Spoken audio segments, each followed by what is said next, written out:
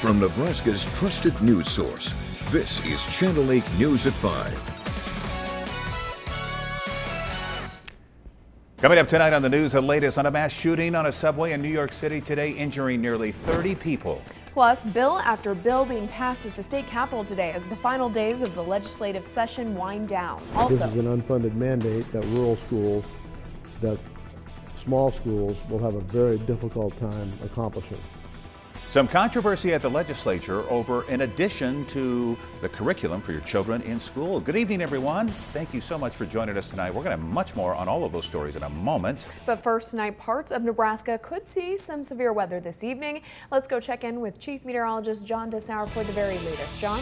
Yeah, welcome to summer as temperatures have been soaring throughout the afternoon. You're even noticing a little humidity outside. And right now we're looking at satellite imagery showing you what it looks like around the area. Here's a live view from Allo Communications, and we're looking off to the south and west. You can see some cumulus clouds trying to fire up right now. It's 91 degrees in Lincoln. It's the high temperature of the day. It's also the record high, shattering the old record of 86 degrees. That is one of the key components. We've also got strong winds at times gusting to 55 miles per hour, currently gusting near 50 miles per hour in Lincoln. And we're also looking at the humidity, or the dew points, the low level moisture. And it's starting to drop just a little bit with higher amounts as you go further east into Iowa. And that may play a role in our chance for thunderstorms tonight. Right now, radar sweeps are relatively quiet. We've got a couple of isolated showers beginning to develop up towards Columbus. Visible satellite imagery showing you how we've got some cumulus clouds beginning to build. We've got a cold front that's just back out to our west, and there are more thunderstorms as you head further to the north, especially into western and northwestern Iowa right now, where there is greater instability along a warm front that is moving through the area.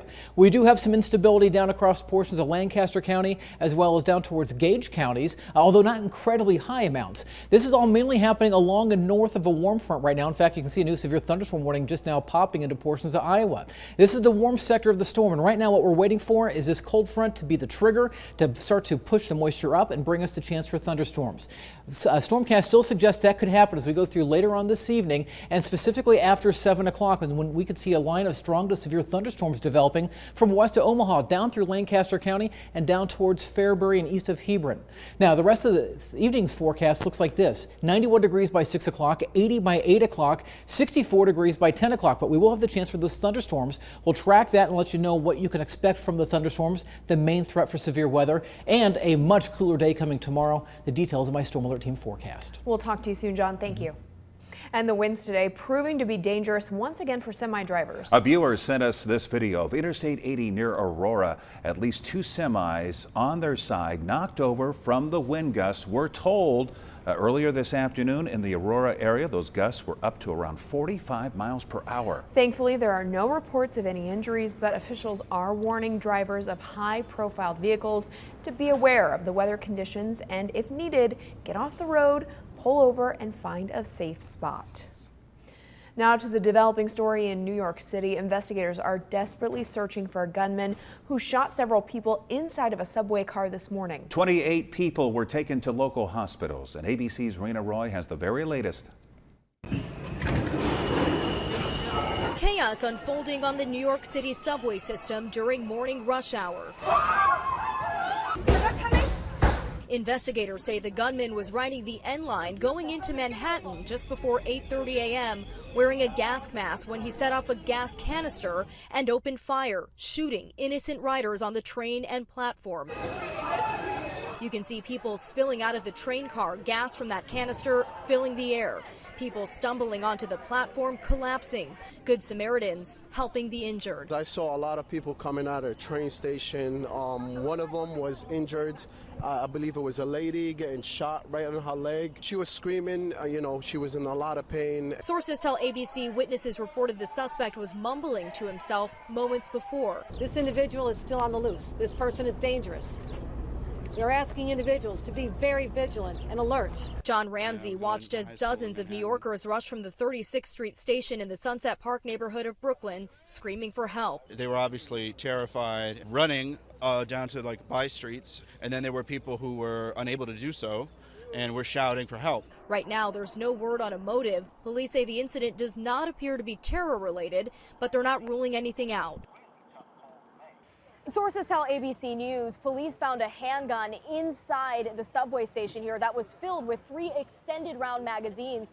One of them was jammed, and they say that jamming likely saved a lot of lives. Rena Roy, ABC News, Brooklyn, New York. And in the wake of that mass shooting, you may be wondering, what are the safety protocols on Lincoln's public transportation? In recent years, safety measures have been updated and more training has been done. Channel 8's Alexa Skineski joins us with more details tonight. Alexa? Yeah, that's right, Rod and Megan. Lincoln Transportation and Utilities went from 4 trainings per year to now 6. They say in this day and age, we need it. In fact, last month, LTU had a special training with TSA for bus operators to get some serious hands-on experience. They hope to continue those in the future, especially after recent events. These events are something that we train for and think about on a daily basis because our #1 goal and priority is to keep our operators safe, but also our passengers and the public. Now, cameras are installed on every bus, and the StarTran team has recently added a safety coordinator on top of their own security manager on staff. They continue working with LPD and LFR on a regular basis. And we'll have much more on what the city has done to keep riders safe coming up at 6 o'clock. Alexa Skineski, thank you very much for that report. And a suspect in a deadly mass shooting in Cedar Rapids, Iowa, was in court today. The shooting left 2 people dead at a nightclub in Cedar Rapids over the weekend. Prosecutors say 32-year-old Timothy Rush, seen there on the right there, intentionally fired a handgun into a crowd. Police are still looking for a second shooter. A 25-year-old man and a 35-year-old woman were both killed. 10 others were injured. No word yet on a motive of why the shooting took place. Senators are reaching the last few days in the legislature. And they're hitting the gas and getting a lot of bills passed. Channel 8's Ariana Martinez joins us from the Capitol with what senators want to add to your child's school curriculum. Over 25 bills passed within the first 2 hours, one including the Perkins County Canal Project, another making Juneteenth a bank holiday, as well as creating a review board for stillbirths and domestic violence deaths in the state. Only one bill caused debate on Tuesday morning. I actually think this is an emergency, a workforce emergency. Beginning in the 2024-25 school year, public schools will be required to include computer science and technology education in their elementary and middle school programs. High schoolers will have to complete at least one related class before graduation. I don't care if you live in rural Nebraska or North Omaha. I think we should be preparing our kids for the future. And it's an investment for the future for our state. Because if we don't, our kids won't be prepared and we won't be able to attract business to our state. And this reminds me a little bit of the education when I was in China. Each path along the way, when you developed your skills, they determined where you would go next. And suddenly you're off in the ditch digging field and there's no path forward to doing anything else. Senator Mike Flood feels it is not just about giving our kids more work, but preparing for the future of automation. The way you're creating wealth right now in America is by creating automated systems that get rid of those jobs in the middle. And we are sitting ducks in Nebraska. They're creating solutions using technology to get rid of the people that are working in low-skill, low-wage jobs in states like ours. But those in opposition feel like schools in rural Nebraska will have a hard time accomplishing this goal. They can't find teachers to teach math and science and those things that they now currently need teachers for. And they have shared that there won't be anybody that they can find to teach this class. And some say the education system has already failed in many areas. To make sure kids graduate, that they can read, write, and do arithmetic. And I think we're struggling in some places to get that done. The bill passed and will now be headed to the governor's desk. I spoke with Speaker Hilgers, who explained Wednesday will be a reflection of Tuesday, getting as many bills passed as possible. Reporting at the state capitol, Ariana Martinez, Channel 8 News. Moving to health now, many of our local hospitals have dealt with staffing issues due to the pandemic. A new program from CHI Health will hopefully help with nursing shortages in the future. So we believe this is going to be a win-win, or is a win-win, with our employees and for the entire health system, as we're able to cut the costs of outside travel agencies and work with our own talent pool and reward our own employees. and give them the opportunity that they've been looking for. It's called the Midwest Internal Travel Program, and it's going to have nurses spending 6 to 12 weeks at the company's different hospitals across the state of Nebraska. Workers will receive full-time pay, a traveler rate, a stipend, vacation hours, insurance, and a 401k. Still ahead on the news tonight, an update on the wildfire there in southwest Nebraska. And a community is still mourning and honoring a fallen fire chief. We'll be right back. Children's Hospital and Medical Center, the very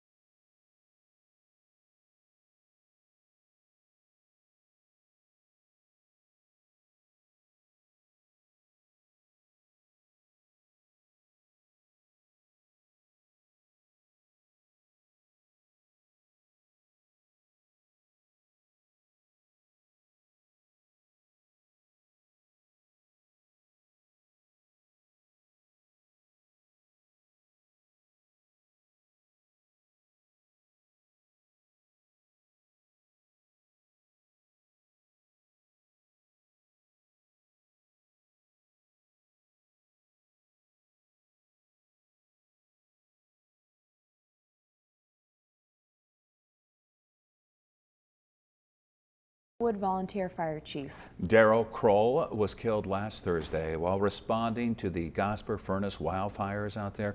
Visitation goes until 7 o'clock tonight at Our Redeemer Lutheran Church in Elwood. His funeral is going to be held tomorrow. Kroll dedicated 36 years to firefighting and EMT services. In Elwood, a memorial was held for him yesterday. It was a fire relationship. I mean, he was a chief. He was always dedicated. He was a leader. That's his wife told me the other day. If he wasn't at home, he was at the fire hall. I think you'd be surprised at how the communities come together. Even there's members here from other fire departments around the area. We do everything we can to honor those heroes. In memory of Kroll, the governor today ordered all state flags to be flown at half-staff. And today, Elwood Fire and Rescue released this interactive map on its Facebook page. The department says the fires in Gosper and Furnace counties have burned more than 35,000 acres. But get this, the map, it shows that first responders were able to save dozens of homes and structures from their efforts containing the blaze. The department says only 8 homes were destroyed out of the more than 86 in the fire's path when it began burning last Thursday. And southeast of there in Kansas, grass fires are affecting the air quality for some Nebraskans. The smoke is coming from controlled burns in the Flint Hills in Kansas and Oklahoma. Right now, a health advisory runs through today. It was extended. It's mostly for south central Nebraska and in the Grand Island area. Now, if you have breathing issues, you should avoid spending too much time outdoors. And a sad update this morning, a historical landmark in Ashland has been deemed a total loss after an overnight fire. The Ashland Fire Department says the Beedison house was engulfed in flames around 2:30 this morning.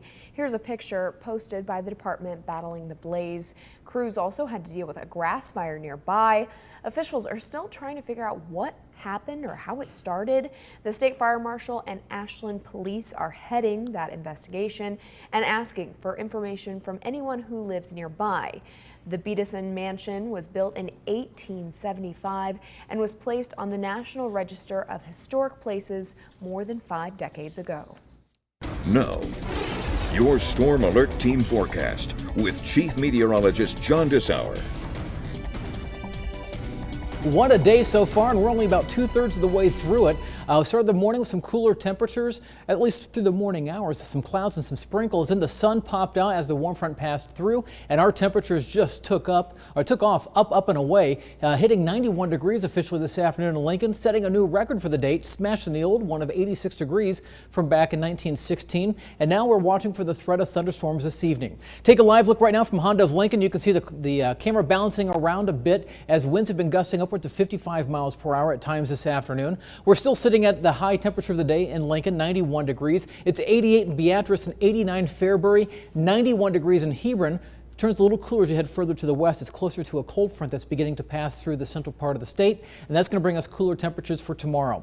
Wind speeds, this is looking at the sustained winds, sustained to 30 miles per hour in Lincoln, and winds gusting to near 50 miles per hour as of this hour. Go back an hour ago, it was gusting to 55 miles per hour.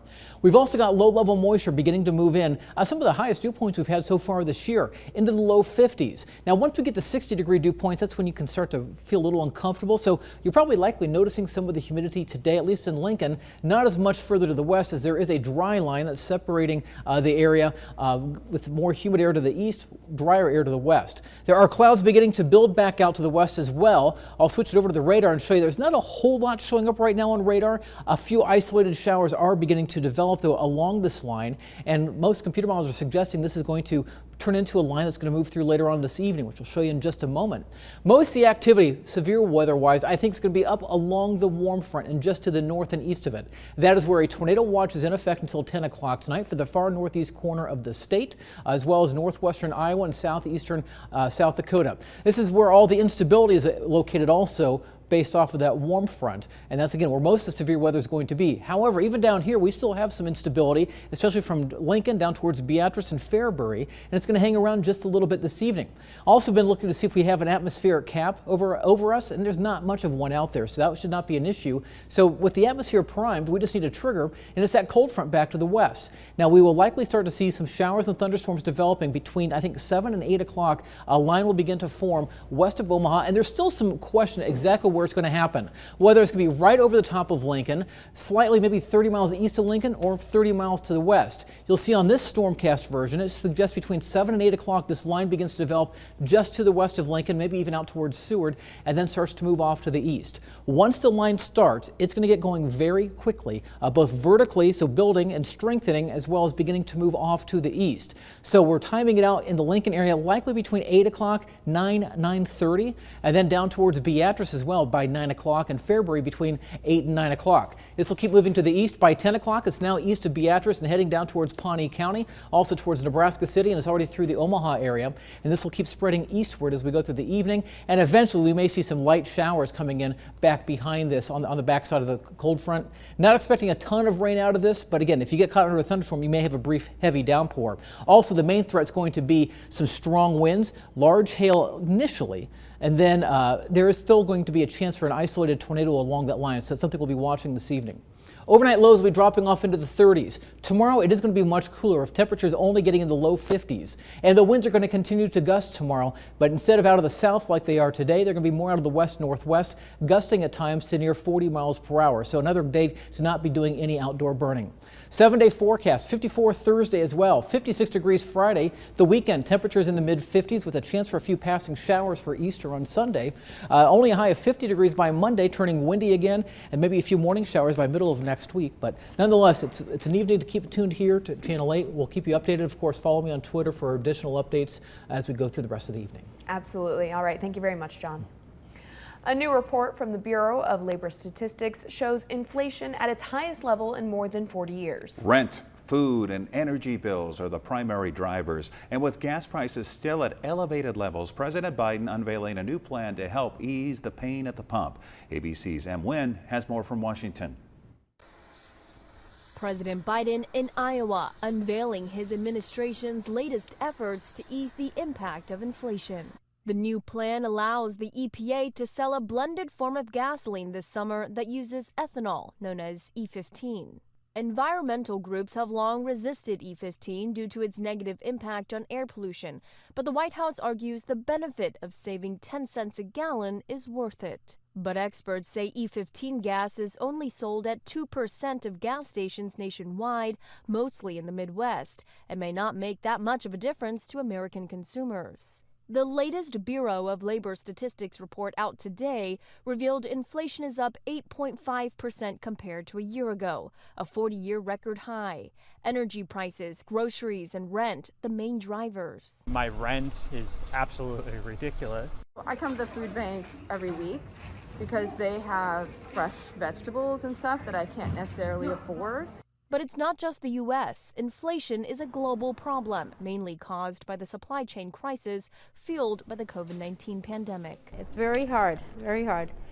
Especially I see a lot of people, they have kids. It's even harder on them.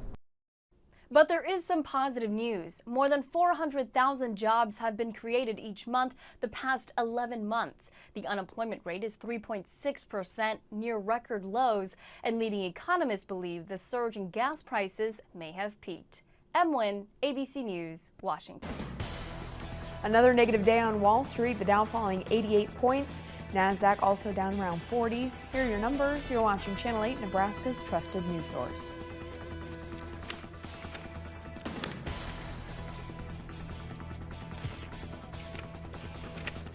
Tonight, as Russian troops prepare a major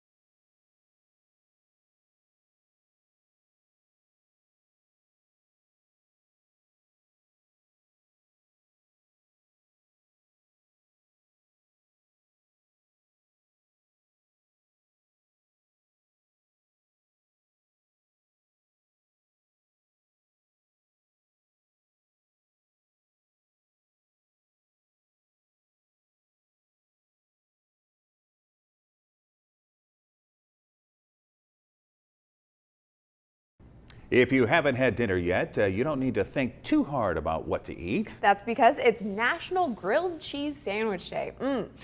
Nobody knows exactly when this comfort food was invented, but cooked bread and cheese has been around since ancient times. The version you know and love came out about in the 1920s when sliced bread and cheese became readily available. Back then, it was usually served as an open-faced sandwich. Nothing like a grilled cheese sandwich. And tomato soup. Let's get an update on your weather for tonight with John. Yeah, we're watching radar right now. Things are relatively quiet. We are starting to see a few isolated showers developing between Columbus down towards York and then towards Red Cloud. Eventually, we will see a line of thunderstorms developing later on this evening. I think it could develop as anywhere between 7 o'clock and 8 o'clock this evening and then start to move off to the east, mainly through the Lincoln down towards Fairbury and then eventually pushing eastward. Main threat would be damaging winds, large hail, and we still cannot rule out the chance for an isolated tornado. All right, thank you, John, and thank you for joining us. We'll see you right back here at 6 o'clock. Have a great night. With the Channel 8 Eyewitness News mobile app, you'll be the first to know. Get alerts about breaking news and weather, all in the palm of your hand. The spas are here. Truckloads of spas arriving weekly. Hurry in today. These spas are going fast. Spas are in stock and ready for immediate delivery. Supreme Spa. Closed captioning on Channel 8 Eyewitness News is